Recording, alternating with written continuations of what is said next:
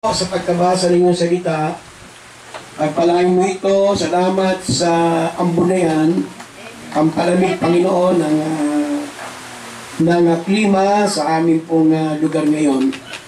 Ulihin ka sapagkat napakabuti mong Diyos at maalaga ka sa iyong mga anak. Amen. So in Jesus' name we pray, Amen. Now what? Ulit na kami, naglilipat kami ng bulbo. Ano man itong pinapatong? Itambak lang natin ito. Unang tulong-tulong ka ng gawa namin. Alam niyo yung mga... Kantonan, pag humingi ka ng pabot yan, hindi ka naman bibigyan ng mga makilala mo ng Diyos. Hanggang kilala na. Pero yung Diyos na makilala mo, na walang boundaries, lumalaki yung faith mo, nakikilala mo yung sarili mo, nakikilala mo ang Panginoon mo. Amen?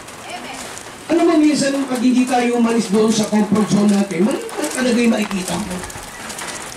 Pero pag lumabas ka, nakikita mo kung gaano kalaki ang iyong Panginoon.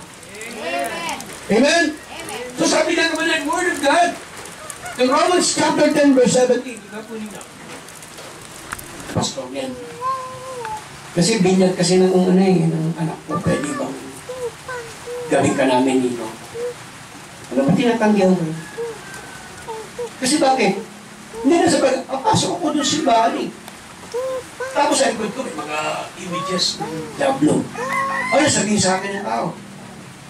Kaya sa mga ganong party-party, hindi na ako sumasama sa mga.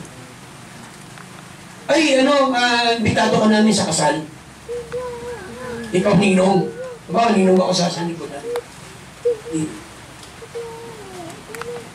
Kasi pwede mong pagtagumpayin yan. Yung mga bagay na alam mo, mga pagtitipon na hindi para sa Diyos. Kasi binago ka na ng Panginoon.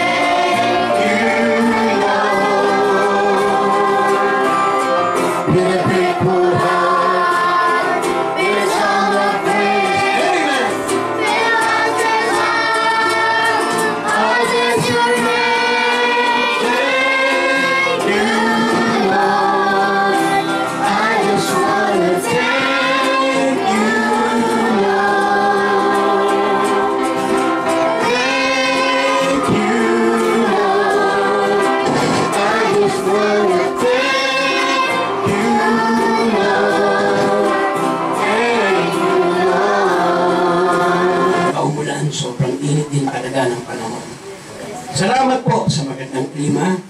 Ingatan mo ang mga kapatiran at ang mga maunang umuwi ay pagpalain din, ingatan sila Panginoon. At ang bawat isa, salamat din sa baptism na meron kami ngayon. Tunay na mabuti ka sa iyong mga anak. Pagpalain sila at maglingkod ng may pag-ibig sa iyo, Panginoon. Uli, inaari namin sa iyo ang lahat ng pagsambang ito sa pangalan ni Jesus, and all the people saying, Amen! God bless you! Kain po muna tayo! Amen! Pakalarin kayo ka na Joma! Pakalarin kayo ka na Joma!